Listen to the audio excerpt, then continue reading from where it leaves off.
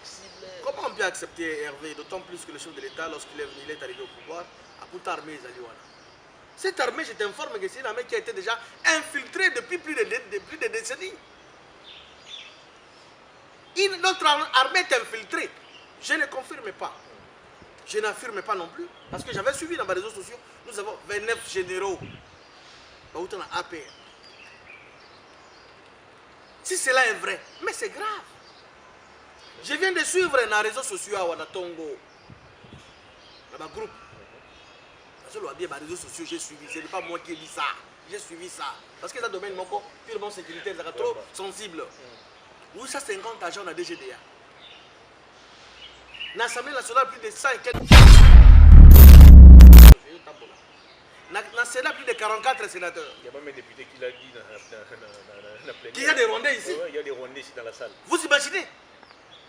Et qui avait permis à ce que Baton soit éligible, Baton soit dans service, il y a douane et biso. Qui? De Uruguay Zamagera, Azalakiawa, l'éternel DG, Akoufa en fonction.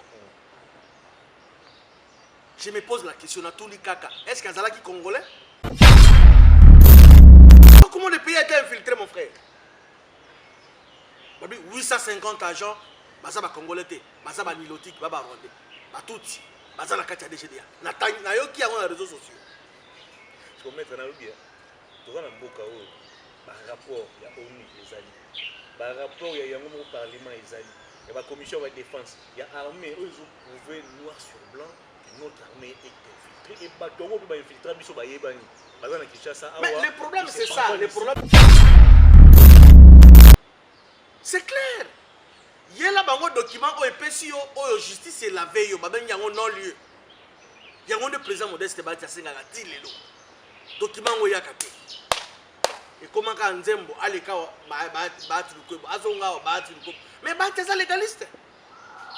Il ne fait qu'appliquer ma disposition à texte de lobby.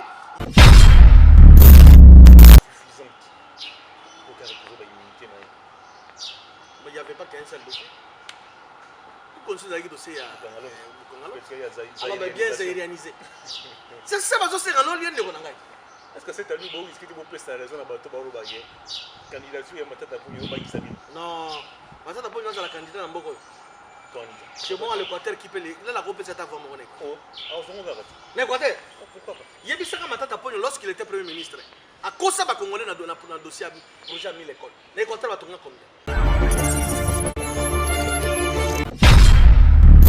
Profondeur TV, la télévision aux informations crédibles. Monsieur, bienvenue, c'est un grand honneur de vous retrouver de nouveau dans le cadre de cette émission. Les détails sur Profondeur Télévision, on va encore une fois de plus commenter, analyser, interpréter les différents faits d'actualité qui restent dominés par le sommet de Nairobi. Le chef d'État membre de la communauté d'Afrique de l'Est se sont réunis à Nairobi. Ils ont évoqué la question de l'insécurité dans la partie est de la République démocratique du Congo. Des résolutions ont été dégagées. On va essayer de revenir sur cette thématique au cours de cette émission. On va aussi revenir sur l'invalidation des députés nationaux, mais aussi l'élection au niveau de la Cour constitutionnelle. Je reçois sur ces plateaux le secrétaire général du parti politique, Union fait la force. Lui, c'est Maître Junior Bakoté, là, qui je m'en vais dire, Mbote Notre. Oui, Mbote, monsieur le grand journaliste. Salut mon Paul-Délé, je me posais la question, ça commence à embargo Kaka,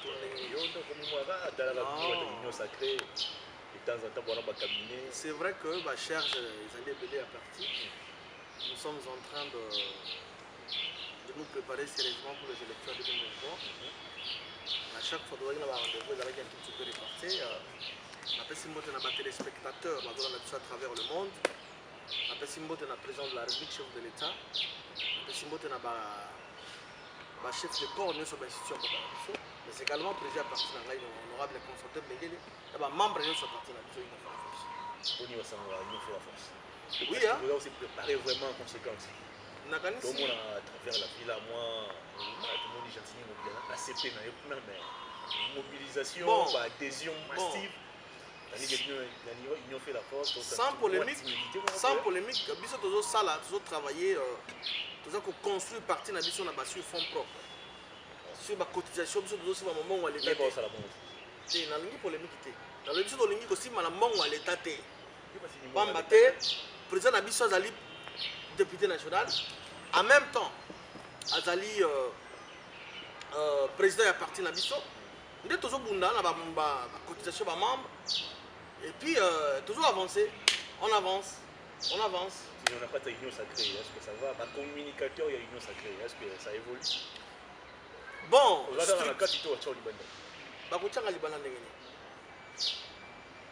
d'abord, on a un secrétaire général à partir. Ça, c'est d'abord mon identité politique. Communicateur, c'est après. D'abord, je suis le CG d'un parti politique. Non, communiquer, selon disponibilité. Justement, selon sa disponibilité. Ouais. Mais moi, j'ai accepté volontairement de relayer les informations à Tata Mokondiambo. Na camarade Nangai Bazin Pembe. Na PC Mbote Bazin Pembe Nzale. Côté Azomi na Lubumbashi, na Okatanga, na Omission, na Lolaba également. Et donc, tout ça, on a des Konangai. Ma communicateur, nous sommes sacrés la PC Mbote. Tout ça, pour évoluer.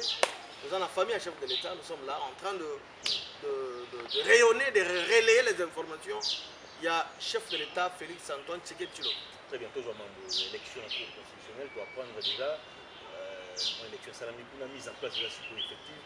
Est-ce que il y a Dieu donné comme il y a qui le mot préparé sur le plan politique, tout est le mot naturel. Non, ce sont des gens qui n'arrivent pas à comprendre, à maîtriser les ABC, comment le fonctionnement de Mboka et Tambola. Décodé donné Kalouba, maître de donné Kalouba, Tangazala qui juge la Cour constitutionnelle, à comment qui wana la volonté n'a été. Composant tout le monde qui est à comment qui est une quota, principalement il y a président. Le président il y a quelqu'un qui Tango komi kuna. C'est un qui passe à la réunion, va élire une élection bien sûr. Va s'engagner pour élire président, ou à comme ma destinée à l'institution. Et que ça là que choix que porter, na ma père na ma collègue na ba ko bon na yé de donner comme ça. Il faut pas que le cours constitutionnel a zappé un règlement na yé. A zappé une loi organique où est tambu sa cour constitutionnel. On dehors il y a constitution, ils appellent la loi organique. Et c'est comme ça que na tawa na basa la tirage au sort pour na ezalaka. Le juge a cour constitutionnel a dans mandat il y a 9 ans. Exact. OK? Mais à chaque 3 ans basa la tirage pour na renouveler. C'est ce qui a fait que basa la élection, tirage au sort, parce que tirage équipé de grand président à l'exempté, non. On a la président, on a la juge. Bilonion sur vos familles parmi les 9. Comme on a eu, tiré comme on a eu, il y a eu Kobima, il y a comme on a eu donné Kalouba à Kolongwa. Ça n'a rien à voir avec la politique, comme certains disent. Que non, à régler. Qui peut lui régler des comptes? Non. Ça n'a pas arrangé. Est-ce que dans un pays, dans tous les pays du monde, on a déjà qu'un pays est catégorisé, est spécifié une catégorie de personnes face à la justiciabilité. Oh non, c'est parce que les faits ont été commis lorsqu'il était Premier ministre, pendant qu'il était sous soutien pour poursuivre. À travers le monde, on a vu ça où? Nulle part. Et donc, les erreurs ont été commises, bien sûr. Je félicite, n'est-ce pas, bravoure, il y a cours de cassation. Il faut reprendre le dossier on a à chaud. Et de quoi on a Samba parce qu'il avait géré. Il y a un balobaka. Ceux qui ont lingi batanga kombo na yo te. Gérer boutique na yo, gérer société na yo, gérer affaires na yo privé. Dès lors qu'on dit aussi mami solo à l'État, il faut batanga yo, il faut bafinga yo, il faut le baba journaux. Ce que gérer en mabe. Mais ce que gérer en malam. En toute transparence. Le col en dégonanga giloando, au sein musala en toute transparence. Est-ce que bakotanga na comme moi mabe? Le col la président la biso ya Sénat Modeste Bati Lukwebo. Autorité morale par famille politique na ngai. Attaque ko kamba institution na malamu. Est-ce que lui batay comme on a? Alors c'était parmi bato balingi matata à recouvrir la immunité. Non mais lui écoutez, ça ce sont des accusations gratuites. Le président Modeste Bati par le fait que les immunités à Matata ont été levées, na plénière, soit na bureau. C'est clair. Il y a là un document où EPSI ou justice est la veille, il y a un non-lieu. Il y a un président Modeste Batiasenga qui dit document où il y a capé. Et comment quand Nzembo, Aleka, mais Batiasa légaliste. Il ne fait qu'appliquer ma disposition à texte de lobby. Il y a un document à non-lieu comme ça, on recouvre l'unité. Mais on est comment? Mais ici, c'est allé à vous aujourd'hui, vous allez procurer à Zaliwa. À quel négocier un non-lieu, c'est tout. Et comme il condemne, comme il y a battu, tout ça.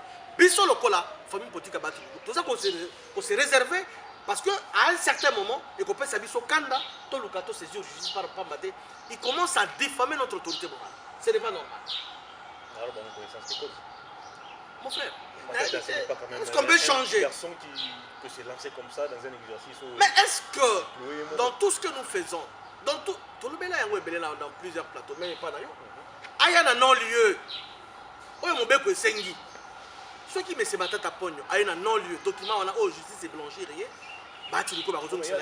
Ce n'est même pas battre, c'est le Sénat, bien sûr, le bureau du Sénat. La Cour constitutionnelle est déjà suffisante pour qu'elle retrouve l'immunité. Mais il n'y avait pas qu'un seul dossier. Vous considérez le dossier à alors bien zaïrianisé. C'est ça, parce que c'est un non-lieu de Ronangaï. Est-ce que c'est à lui qui vous prête la raison à Bato Barobaye? Candidature à Matata Pogno Baïsabine. Non, Matata Pogno est la candidate à Mboko. C'est bon à l'Équateur qui peut les. Là, la groupe est à voir mon école. Oh, alors on va voir. L'Équateur. Pourquoi pas? Il y a eu Matata Pogno lorsqu'il était Premier ministre. À cause ça, Congolais n'a donné un dossier projet à 1000 écoles. L'Équateur va tourner combien? Dans cette table dans la province d'Angaï. L'espace grand Équateur. Na kosa la contre campagne ya Matata Pogno. Mais ndeko kendi siko Équateur au monde ndenge Équateur comme ko se développer ville Mbandaka va venir belé comme asphalté grâce à Tshisekedi. Ah bon? Ce que le comme la ville Mbandaka le ville Mbandaka comme éclairé après autant d'années, c'est grâce à Tshisekedi. C'est clair. Bana Mbandaka ba kosilika. Bana Équateur ba kosilika. Ce qu'on me dit qu'on critiquer Tshisekedi, bana Équateur ba kosilika. Les premières dames Ndimi a réhabilité Isder Mbandaka et Isder Angozomiwa. Ainsi supérieur de développement rural. Ils ont mis la ville Mbandaka. Première dame Azali Monsiana. C'est ça mon Mboka. Bana Équateur, ce qu'on me dit que Simba Tshisekedi, Félix, Antoine, Yona Bango Bukabon. Mais ça va pas dire ça, c'est ça. Oya ko Simba Félix Tshisekedi, sans flatterie, sans jalelo, c'était des réalités.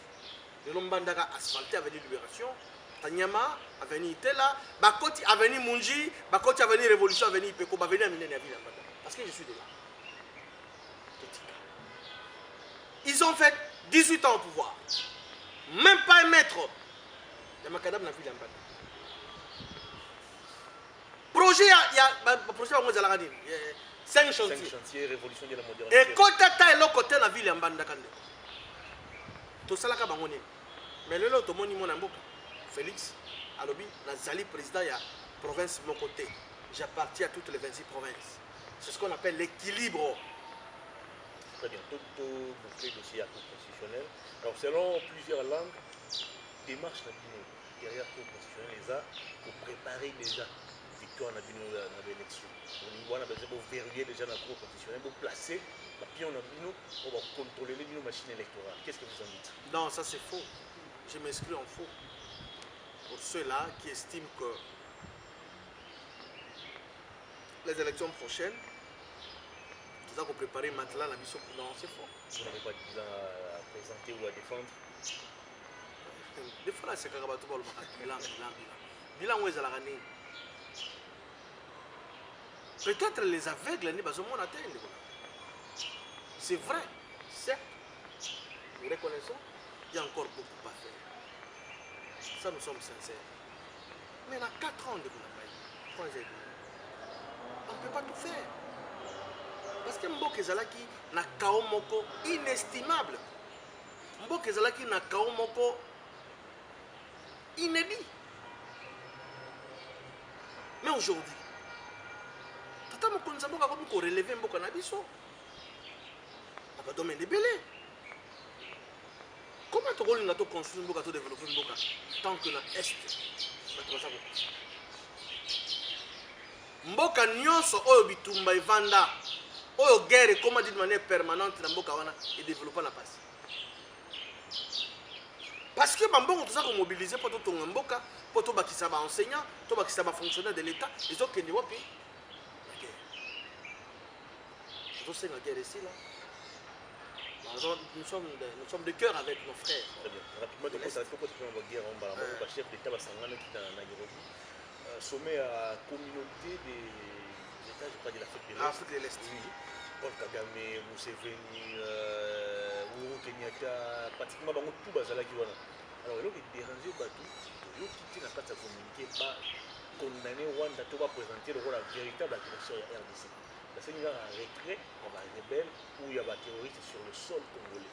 Est-ce que ces sommets, les sommets, il y a fantaisie, est-ce qu'on a réussi à faire prévaloir l'Europe beaucoup, mais ça va matin, l'histoire de diplomatie agissante, parce qu'il semble que selon plusieurs bateaux, prise de position, il y a EAC, et là, maintenant, c'est satisfaisant.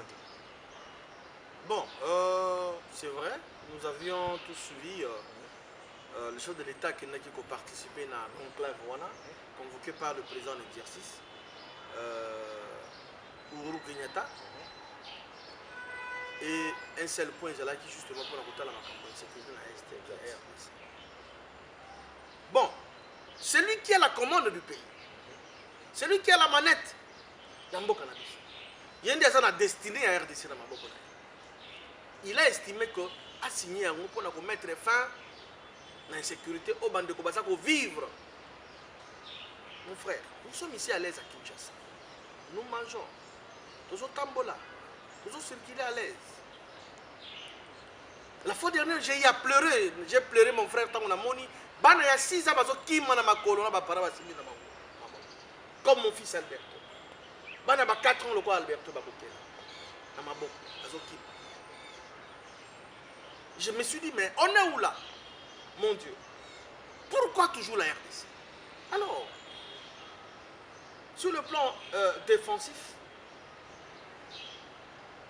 le plan défense, bien sûr, j'allais dire, nos militaires, bah, ça, mais cela ne peut pas nous empêcher d'aller négocier sur le plan diplomatique, la diplomatie.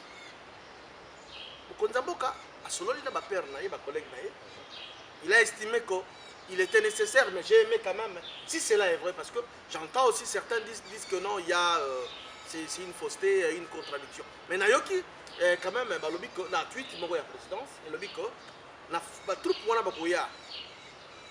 la troupe rwandaise, parce que lui-même fait partie au problème. Le Rwanda, c'est lui le problème. C'est lui le pays qui est cité dans l'agression, la tuerie à Est. Le Rwanda est présenté comme l'agresseur de la RDC. Le président l'a reconnu. Les États-Unis l'ont confirmé. Mais comment le même président qui a reconnu le Rwanda comme agresseur est allé apposer sa signature sur un document qui ne pointe pas le Rwanda du doigt comme principal agresseur du Congo? Bon, la diplomatie a aussi ses stratégies, hein, mon frère. S'il faut pour la paix, s'il faut pour la paix, si c'est pour, écoutez, vous avez voulu que les chefs de l'État, comme le Rwanda n'est pas cité, n'a signé l'engagement de continuer dans la guerre. Il y a un chef d'État, il y a sous-région. Ça n'engage que, parce qu'il faut d'abord pour les bateaux. RDC, Rwanda, nous sommes un État souverain. Et les accords, on peut les signer aujourd'hui, à un certain moment où vous retirez les signatures. Pour la paix, pour question de la paix, ça t'a beaucoup signé. Et lorsqu'on verra l'évolution, tant qu'on force on est goya, tout le monde dit que ça ne va pas. Le président de la République a le pouvoir d'aller pour retirer les signatures. Mais pour l'instant, l'urgence s'impose à ce que nous puissions avoir la paix totale et zonga dans son ensemble, 2 345 410 km². C'est ça le problème. Alors la force régionale sera déployée d'ici peu. Tout ça déjà dans l'opération, il y a une mutualisation à Berfort, on a trop Ougandais, je crois. Qu'est-ce que cela a déjà produit pour que tout le monde parti ça, force régionale, la production à Kenya, invité Bangolais, mais sur le maintenant, c'est une décision, c'est un accord signé entre États membres et espace Haute-Ozoami. Force et le contrat a fait mutualisation, c'était juste entre nous et l'Ouganda. Mais pour l'instant, ça concerne tous les États membres. Je les appelle enfantés. Non, mais vous avez suivi récemment. Donc, le chef d'État-major. Justement, écoutez, monsieur Hervé, C'est une occasion pour nous. Si réellement ce pépé-là, Museveni, était sincère avec nous, si réellement... pas, c'est déjà prouvé. Mais c'était les accords bilatéraux plutôt, entre la RDC ainsi que l'Ouganda. Mais cette fois-ci, c'est l'espace là, sous-région. Hein? Étant membre de Bandimi Yango, celui qui va oser désobéir à l'accord et qui sur terrain va découvrir effectivement les troupes parce que semer la terreur dans l'Est, il sera dévoilé. Il sera dévoilé. Et moi je pense que d'ailleurs, l'embargo sur le Rwanda, sur le plan économique, il y a qui s'en que maman, il me semble même que l'activité importation et exportation est interdite. Même à Goma, lorsqu'ils ont fermé la frontière, la Guisséni là, l'entrée à petite barrière grande, parce que j'étais à Goma, je connais Goma très bien. J'étais informé que là-bas, la population commence à s'élever, à se soulever là-bas. Parce que mon frère, sur le plan économique, Rwanda dépend de la RDC. Maintenant, il y a une barrière, il faut vivre mieux. C'est à cause de ce monsieur-là, de 35 kilos. C'est à cause de lui. C'est un président de la République. Il n'est pas mon président, il est le président de Rwandais. Il a quand même droit à un certain respect. Respect par le fait qu'il est en train de tuer les Congolais, il est en train de violer notre territoire. Et comment on peut lui donner du respect, cher? Sur le plan africain, nous sommes des frères parce que nous sommes nègres. Mais une fois qu'il pénètre chez toi, à Bomi, à Kati, on continue à Yambana. Kagame, en tout cas, c'est une erreur. Mais la Bible nous enseigne que Kobomate. Mais oui. Et par le fait que les chrétiens, est-ce que ce n'est pas aussi quelque part notre naïveté? Nous acceptons tout, on est trop flexible. Comment on peut accepter Hervé, d'autant plus que le chef de l'État, lorsqu'il est arrivé au pouvoir, a tout armé Zaliwana? Cette armée, je t'informe que c'est une armée qui a été déjà infiltrée depuis plus de décennies. Notre armée est infiltrée. Je ne confirme pas. Je n'affirme pas non plus. Parce que j'avais suivi dans les réseaux sociaux, nous avons 29 généraux. APR. Si cela est vrai, mais c'est grave. Je viens de suivre dans les réseaux sociaux à Wadatongo, dans le groupe. Sur les réseaux sociaux, j'ai suivi. Ce n'est pas moi qui ai dit ça. J'ai suivi ça. Parce que ça domaine purement sécuritaire, c'est trop sensible. 850 agents dans la DGDA. Dans l'Assemblée nationale, plus de 100 et quelques. Dans le Sénat, plus de 44 sénateurs. Il y a même un député qui l'a dit dans la plénière. Il y a des Rwandais ici. Oui, il y a des Rwandais ici dans la salle. Vous imaginez? Et qui avait permis à ce que Baton soit éligible, Baton soit un service, il y a douane et Nabiso? Qui? De Uruguay Zamagera, l'éternel DG, Akoufa en fonction. Je me pose la question à Touli Kaka. Est-ce qu'il y a un Congolais? Si il y a un Congolais, ok. Parce qu'il y a un Congolais. Si il y a un Congolais, pourquoi vous dites qu'il y a éternellement DG? Il y a douane en plus. Domaine sensible parce que la douane au coup de sécurité Zanakati. Tu vois comment le pays a été infiltré, mon frère? 850 agents, Bazaba Congolais, Bazaba Nilotique, Baba Rwandais, Batouti, Bazana Katia DGDA. Nayoki a les réseaux sociaux. Je vais mettre dans le bien. Tu vois, dans le par rapport, il y a ONU, les alliés.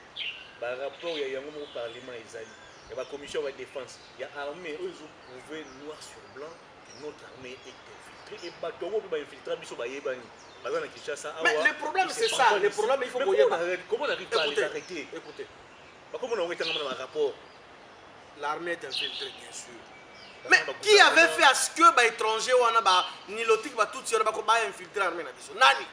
Ce n'est pas Félix. Félix a eu récemment. Ce n'est pas aussi Kabila. Il a hérité la situation. Tika.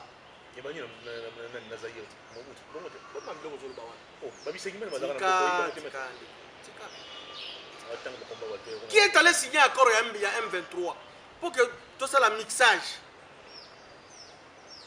tout ça ne savent pas les deux forces. Nani? Mobutu.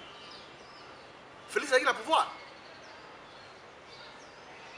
Qui a amené les Rwandais ici dans Mboka Nangaï pour que va renverser pouvoir à Mobutu le Koso au pouvoir tala ndenge memi mboka na kao eza maréchal Mobutu eza Félix Tshisekedi non bayebani ils sont là pour na koluka kozwa pouvoir dans le Koso tala ndenge memi mboka lelo na instabilité totale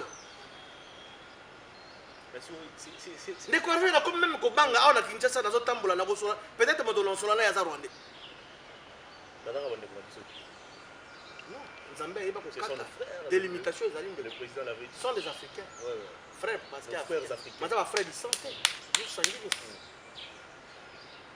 les droits du sang les droits du sang tout ya zobunda makambo ya création ya cour internationale par rapport aux arts et dans par rapport mettre mais comment on n'arrive pas à mettre la main sur tous ces gens baza ah ba yebani batoza na Kinshasa tu me vas pour na Kivu mais bango baza ah omoni na sepeli na décision ya bakonzi ya mboka po ba décider ba Congolais bakomaki na discours moko xénophobe pour na koluka ko extirper n'est-ce pas ba Rwandais et tout c'est une bonne décision parce que tout n'a tout temps à bibé na mboko Congo je disais en fait nous félicitons bravo à nos autorités parce que ils ont rapidement freiné cette histoire parce que à lire les Congolais bazoki que partout ba fouiller Rwandais ba lyncher yé ba bomayer il va créer encore problème parce que le peuple congolais comme une souka kanda eleki comment un petit pays local là diocèse même il y a Ben Butembo ou pas monseigneur Sikuli alors bien l'équipe même maintenant pays mon madame Rwanda c'est parce que le pays a été infiltré dans les étrangers, dans les services union sur l'État basali. Aussi ces missions maître junior va coquiller dans quelques 2-3 minutes pour invalider les députés, l'Assemblée nationale, 5 députés, Henri Mova, Adolphe Mouzito, Marie-Ange Moussobeko, Papi Nyango, Luc Moulimba, Limba. Raison pour évoquer l'absentéisme. Marie-Ange Moussobeko a monté au créneau, a brandi ma preuve à d'ailleurs. Révocation de l'Assemblée nationale, il a dit téléguidé depuis le président de la République. Est-ce que pour voir le règlement des comptes, on est en même temps dans la Jeannette Kabila très fâché, Pénia c'est contre l'élément bagarre depuis la salle de sortie, nous avons respecté l'autre côté de l'Assemblée nationale, ni règlement intérieur, ni constitution. Alors finalement, est-ce que vous êtes toujours l'Assemblée nationale? C'est comme une jeune. Bon, messieurs les journalistes, moi je crois que à moins que Madame Marie-Ange Moussobeko, maman, on appelle Simbot, à qui j'ai beaucoup d'estime, c'est une femme très intelligente. À la prophétesse, pour que la présidence de Moutouba instruisa qui peut nous invalider. Donc nous devons quand même tout se surpasser, tout ce qui est sentiment. Chaque structure et un monde est toujours dans l'organisation. L'Assemblée nationale, les alliés à Libosoté, tout le monde est législateur à Libosoté. À chaque fois que l'Assemblée nationale se met en place, c'est ce qu'on appelle le règlement intérieur. C'est en commun accord avec tout le monde, tous les députés 500. Et bien sûr, après la conception, n'est-ce pas, de leur règlement intérieur, bah, continue dans la Cour constitutionnelle pour pas déclarer ça la conforme à la Constitution. D'après cet article 95, parce qu'un juriste, il faut pour le bagage base à la référence. Il y a le règlement intérieur. En son alinéa 6, et l'obéli Makamboya. Comment est-ce que le député, le mandat prend fin? Fait un mandat député. Fait mandat député. Le point 6. Et l'absence non justifiée et non autorisée dans une session. Et ça, c'est que dans la législature, mais session en mars. Exemple. Mars-juin. 3 mois. Bandeko, bakima qui va plénière, mais bazoli à Kambongo. Yo mbongo à l'état, il va contribuer avec les Congolais à foutre yo. Mais yo kana notika basa 50 ya mon côté. Ba contribuable biso tout ça ko foutre ba un point indirect. La TV tout ça ko foutre. Yo zoli mbongo na biso zo bola mbongo ba Congolais au fele au kena ka plénière té. Mais tika ko accuser faussement bureau assemblée nationale. On avait mis en place à l'époque, enfin la semaine dernière, il y avait une commission ad hoc. Commission des alliés qui composait dans les députés à FCC, les alliés qui n'ont pas. Pour les alliés que non, vous allez 2 poids 2 mesures, non. filtrer baye ko tomber ke bande ko na ba kimaka ba plénière balinga ndeko yo bongi te que oyebi congolais to oyebi ke ndeko muzito banda ba valida ya tikala ko na plénière Arimova non parlons même pas Papi Nyango bon nayebi bon maître Papi Nyango même maman wana Sobeko batika koluka problème d'ailleurs ok chef de l'état actuel le président de la République il a été invalidé dans la législature passée. Non, maman et génétique a des restes mémoire. Hein? Vous imaginez, ils ont été invalidés. Il y a une catégorie de Congolais super basali. La loi frappe tout le monde. Le quoi la dit que Bolambon ou l'État est orphelin. Donc c'est jeté. La validé bino. Bon, FCC a commis cours il y a justice internationale, je ne sais pas trop. Mais FCC... On a terminé l'émission, Maître Junior va coquer la caméra et là devant vous, votre dernier message au public et on va se séparer. Merci beaucoup. Moi je crois que c'est un honneur pour nous de venir nous interviewer aujourd'hui pour parler du Congo. Rien que la RDC notre pays. Les Congolais, quand ils sont dans la biso, les membres beaucoup plus, ils ont fait la force, parti politique aux identités dans l'Aïe. Nous avons dans la binoko, tous allons toujours se mettre dans le makambo ezo leka na parti ya este mboka na biso to sambela nzambe akama mboka na biso nzambe akama mokonzi ya mboka nzambe abatela ba institution so mboka na biso sans oublier notre président ya parti na biso na Mengele et que ba membres nous union fait la force to travailler main dans la main to travailler d'arrache-pied pour que en 2023 to gagner ba siège belé pas matin politique ezali rapport de force tant que vous avez député belé organiser que parti na biso encore plus mieux que les Maître Junior Bakokila, merci de ton disponibilité. C'est moi qui vous remercie. Je remercie le caméraman, je vais se déplacer pour la salle. Cadre, moi, bien. Merci beaucoup. Cette émission est terminée. À toutes et à tous, merci de l'avoir suivi. Au revoir.